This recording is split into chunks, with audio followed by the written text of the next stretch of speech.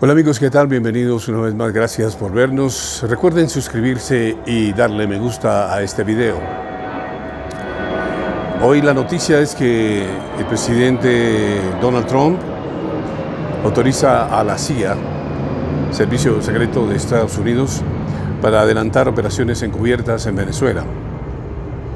Esto lo confirmó el diario The New York Times. La nueva autorización permitiría a la CIA llevar a cabo operaciones letales en Venezuela y una variedad de operaciones en el Caribe, explica el diario de Nueva York.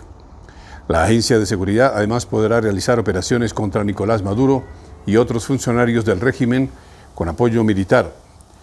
No es claro, advierte el diario, si la CIA está llevando a cabo estas operaciones en este instante o la autorización es una contingencia de emergencia. 2 bombarderos de Estados Unidos sobrevolaron cerca del espacio aéreo venezolano. Ocurrió durante la madrugada y la mañana de hoy. Reporta El Tiempo. Momentos después del desplazamiento, un avión F-16 de Venezuela realizó un vuelo de reconocimiento. ¿Cómo llegamos a este punto? Analiza La Silla Vacía. La escalada de tensiones alcanzó un nuevo punto en las últimas horas. Estados Unidos confirmó el bombardeo de una quinta lancha en la tarde del martes 14 de octubre. Trump dijo que 6 personas murieron. Colombia insiste en que en una de las lanchas bombardeadas en el último mes hubo víctimas colombianas. El viernes, el New York Times registró que Venezuela ofreció a Estados Unidos una serie de incentivos para evitar cortar los diálogos diplomáticos, pero Washington los declinó. Desde el 2 de octubre, Trump notificó al Congreso que entró en un conflicto armado no internacional con los carteles de la droga. Los demócratas, minoría en las 2 cámaras, no han podido sancionar una orden para bloquear los bombardeos en el Caribe. En cuanto a la ambigüedad, es la parte de la estrategia. Eso lo dijeron voceros del Departamento de Estado a la ONG Internacional Human Rights sobre los planes de Washington con Venezuela y Maduro. Sobre la legalidad de los ataques desplegados en el Caribe, hablamos del tema con Juan Papier, subdirector de la ONG para las Américas, en este episodio de Huevos Revueltos con Política. Así amigos, el presidente Donald Trump poco a poco oficializa más sus operaciones en el Caribe con el vecino de Colombia, Venezuela y Nicolás Maduro.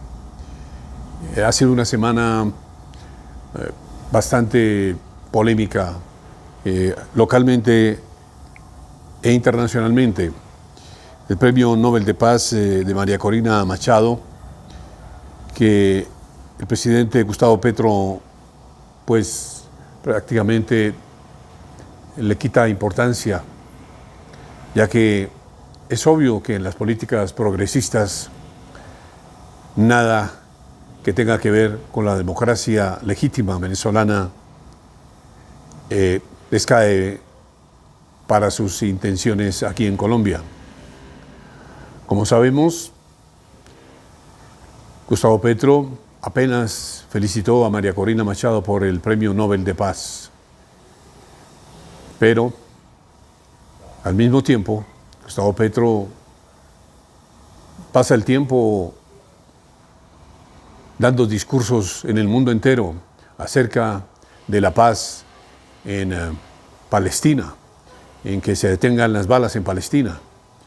Y tampoco ha dicho nada sobre lo que el presidente Donald Trump ha logrado en el Medio Oriente. Pareciera que al presidente Gustavo Petro la paz le funciona únicamente para la guerra, como lo hemos dicho en este espacio.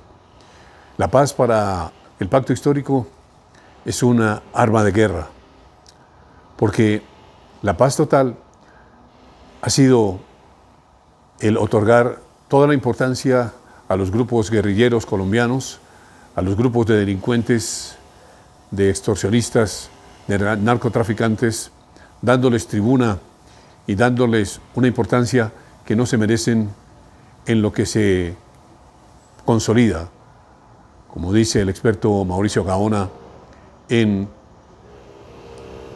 un narcoestado hecho realidad por un presidente como Gustavo Petro. Es también muy claro, para que la gente que ve este espacio lo comprenda, que a la izquierda, y en especial al presidente Gustavo Petro, que ahora logró el poder para la guerrilla, porque es que, seamos claros, este ha sido un logro no solamente del pacto histórico, de lo que se llamó la Bogotá humana o la Colombia humana, y lo que ahora se está llamando como un frente amplio de la izquierda. No, este fue un triunfo para la guerrilla, para las guerrillas de la FARC, del ELN, del EPL, de todo lo que significa subversión. Esto es lo que apasiona al presidente Gustavo Petro. Nada más lo apasiona. Llegar al poder, sentirse el comandante de una agrupación subversiva gigantesca, poderosa, que llega a la presidencia y que quiere y pretende cambiar la Constitución de Colombia por cualquier medio para que sus movimientos subversivos continúen en el poder, continúen en el dominio de lo que ellos consideran es la justicia social. Para Gustavo Petro nunca habrá justicia social si no es la guerrilla quien está en el poder. Para Gustavo Petro y sus partidarios no habrá justicia social si no es el Estado el que da, el que maneja no solamente las arcas del Estado, sino todas las dependencias y todos los ministerios deben estar a cargo del Estado. La educación, la salud. Y si nos fijamos un poco más, los medios que utiliza Gustavo Petro son una adaptación de la subversión en la política. ¿Por qué digo esto? Vamos a poner como ejemplo la salud. Esta mañana fuimos a una EPS aquí en la capital de la República. Habían, para unos exámenes médicos, simplemente unos exámenes de sangre normales. Hay una organización perfecta de pago, de línea de espera, y hay unos 25 cubículos que toman estos exámenes por intermedio de profesionales de la enfermería. Y viendo las gentes sentadas en esa sala, uno se pregunta, esta EPS funciona muy bien, las urgencias las atienden muy bien. Fue una de las pocas que luchó contra el gobierno de Gustavo Petro para que no la derrumbaran. Y cuando yo digo, ¿cómo así que derrumbar las EPS? ¿No se trata esto de un acto terrorista? Es un acto terrorista.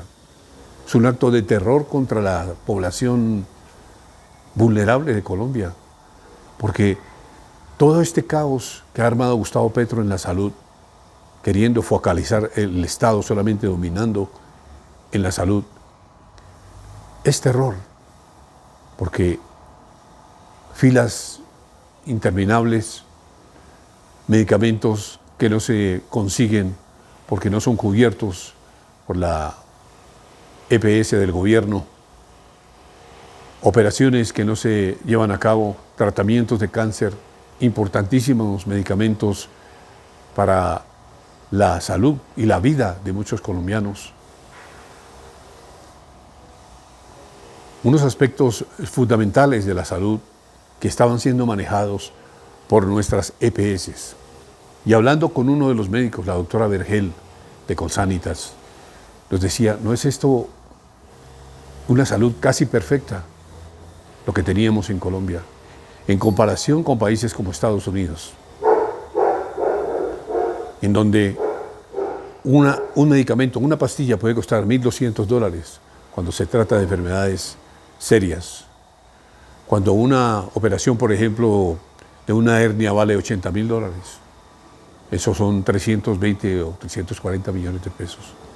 En Colombia, no durante ese gobierno de Gustavo Petro, sino desde muchos gobiernos antes, cuando las EPS fueron establecidas, todo este sistema era casi perfecto.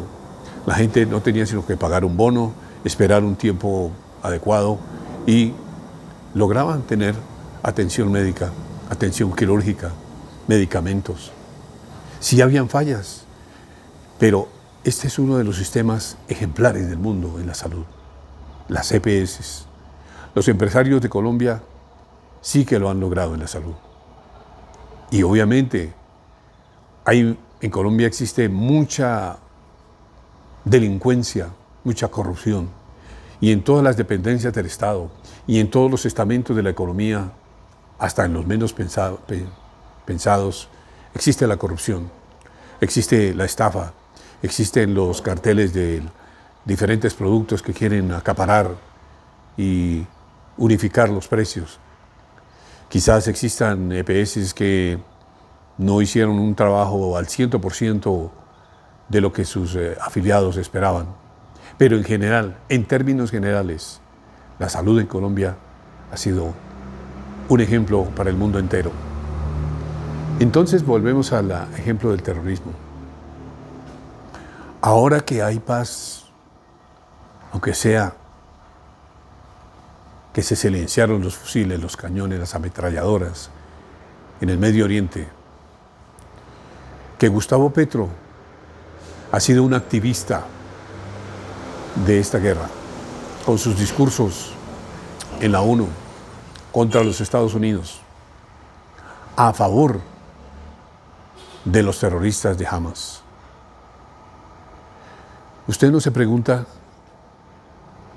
que ¿no será que las personas que nacieron con esta mentalidad tan dura de la izquierda, que no son una ni dos, pero que Gustavo Petro representa a una de las más firmes y recalcitrantes ejemplos del comunismo puro y duro de Cuba y de la ex Unión Soviética?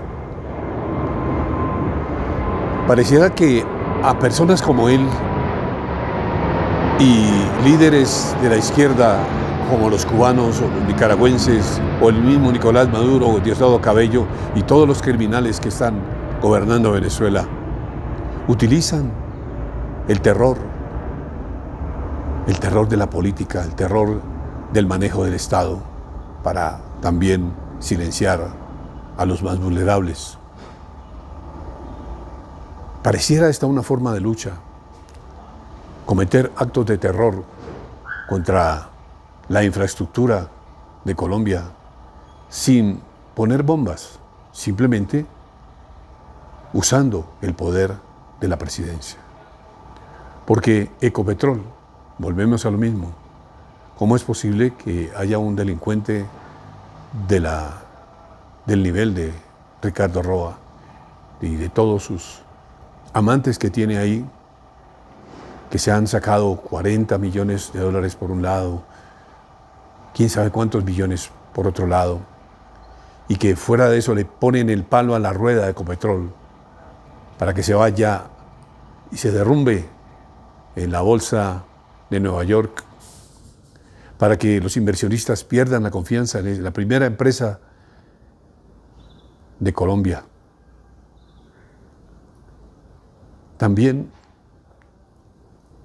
en el aspecto militar, renunciar a la asesoría, a las armas que nos ha vendido Israel, los Estados Unidos, para cuidar nuestro propio territorio, rechazar todas estas formas de defensa legítimas del Estado, es otra forma de terrorismo del pacto histórico. Y volvemos a los teóricos que inclusive fueran ratificados por un comandante allá en el Catatumbo en una famosa entrevista que pudimos ver. Es que a los líderes de la izquierda, a los líderes guerrilleros, cuando hay paz, ellos asumen que así no se puede vivir. Hay que buscar un conflicto. Hay que meterse en guerras, como Gustavo Petro. Está haciendo la paz con toda clase de delincuentes en Colombia, pero al mismo tiempo mira hacia Palestina, mira a sus camaradas de Hamas, los entiende, los comprende y habla mal cuando los ataca en legítima defensa el Estado de Israel. Sí sabemos de los abusos de Benjamín Netanyahu, sí reprochamos muchas de las cosas que hace Israel, pero desconocer la legitimidad de un país, esa no es la forma de gobernar a una república democrática como es Colombia. Entonces, las esperanzas para Colombia, con un presidente como Gustavo Petro, con un partido como el Pacto Histórico, que tiene elementos idénticos dentro de sus filas a Gustavo Petro, como Iván Cepeda, como la señora María José Pizarro, como la señora Clara López, como la representante de La Guajira que se vino de Suecia a vociferar y apoyar la violencia de las FARC, como muchos de los miembros de la JEP que no han hecho nada por castigar los crímenes de las FARC, y como muchos miembros de las FARC que no quisieron entrar en los caminos de la paz. Pues Colombia continúa en peligro de que el año entrante, en las elecciones 2026, el Pacto Histórico repita un triunfo y continúe con esa carrera utilizando la paz como arma de guerra. La paz total no ha significado sino la guerra total de las guerrillas contra la población en ciudades y pueblos en fronteras de Colombia. Y prueba de ello es lo que acaba de ocurrir en dos hechos de paz del mundo.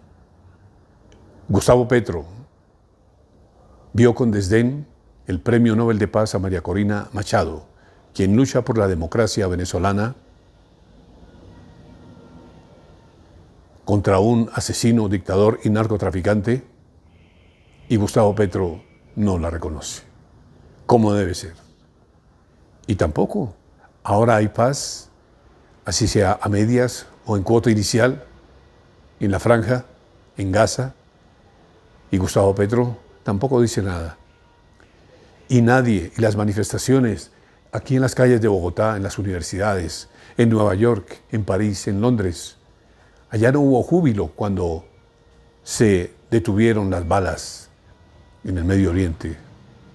Eso quiere decir que a la izquierda la aterroriza la paz. Ellos quieren caos para dañarlo todo, destruirlo todo.